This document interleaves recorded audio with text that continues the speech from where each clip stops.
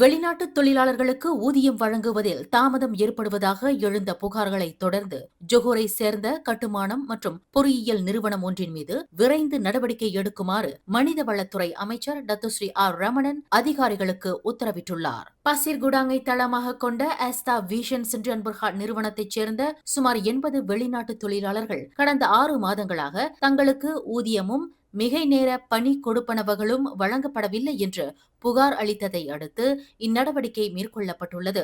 104 வங்காளதேச தொழிலாளர்கள் மற்றும் 65 மலேசியர்கள் உட்பட மொத்தம் 169 தொழிலாளர்களை பணி அமர்த்தியுள்ள ஆஸ்தா விஷன் நிறுவனம் கடந்த செப்டம்பர் மாதம் முதல் ஊதிய பட்டுவாடாவை தாமதப்படுத்தி வருவதாகவும் அந்த மாதத்திற்கான சில ஊதியங்கள் தவணைகளாக மட்டுமே வழங்கப்பட்டுள்ளதாகவும் தொழிலாளர் துறை கண்டறிந்துள்ளதாக அமைச்சு தெரிவித்துள்ளது. 1955ஆம் ஆண்டு வேலைவாய்ப்பு சட்டத்தின் கீழ் ஊதியம் வழங்கப்படாதது தொடர்பாக இதுவரை 16 விசாரணை நடத்தப்பட்டுள்ளதாகவும் அவற்றில் 8 விசாரணைகள் தற்போது நடைபெற்று வருவதாகவும் அமைச்சு குறிப்பிட்டுள்ளது.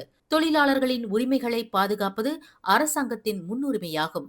தொழிலாளர் சட்டங்கள் மீறப்பட்டால் அதில் எவ்வித சமரசமும் செய்து கொள்ளப்படாது என்றும் அமைச்சு இன்று வெளியிட்ட அறிக்கையில் தெரிவித்துள்ளது.